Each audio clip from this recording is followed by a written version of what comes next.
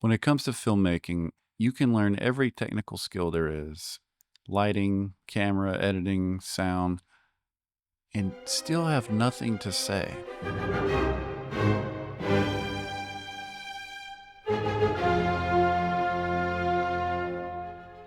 And a film with nothing to say is just a very expensive series of images.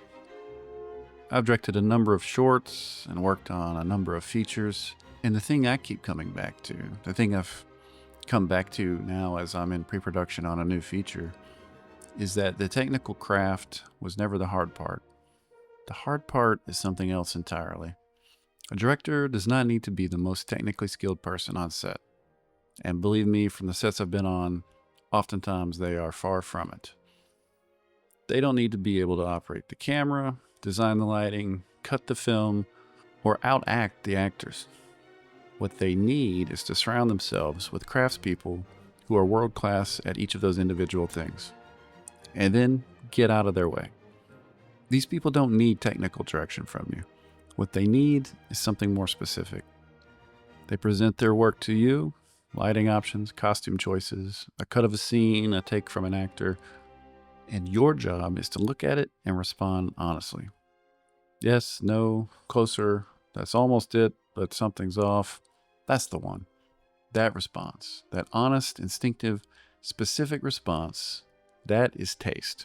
And every director has their own version of it. That's not a weakness in the system. That's the whole point. Because here's what taste really means at the level that matters. It's not just aesthetic preference. It's identity. It's the sum of everything you've lived, everything you've felt, everything that's broken you open and put you back together, expressed through the decisions you make on a film. Think about the directors whose work you can recognize from a single frame. Each of them is making films that could only have come from them. Not because they have a visual signature, though they do, but because they have something to say that is rooted in who they specifically are. Their backgrounds, their obsessions, their particular way of seeing the world. That's the real job. Not having technical mastery, but having something worth saying, and being brave enough to say it in a way that is completely, unapologetically your own. Now, here's where it gets difficult, because knowing all this doesn't make it easy. If anything, it makes it harder. The technical skills are learnable. You can study them, practice them, get better at them in a linear way, but developing a voice, having something genuinely worth saying, that requires something different. It requires you to actually live, to have real experiences, real losses, real obsessions, to read widely, watch widely, think seriously about the world, and then to be honest enough with yourself to put that on screen without softening it into something more palatable.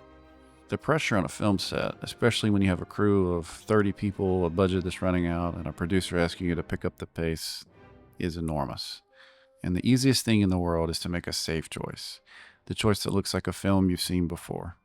The hardest thing is to hold on to what you came to say, to remember in the middle of all that chaos why this story and not another one, why this moment needed to be filmed the way you're filming it, why your specific perspective on this material is the thing that makes the film worth watching.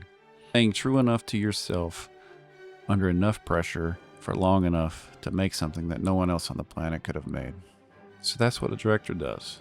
Not the loudest voice on set, not the most technically skilled person in the room, but the person who has something worth saying and who is brave enough to say it in their own voice all the way through, even when it's hard. So that idea is now at the center of everything this channel is about.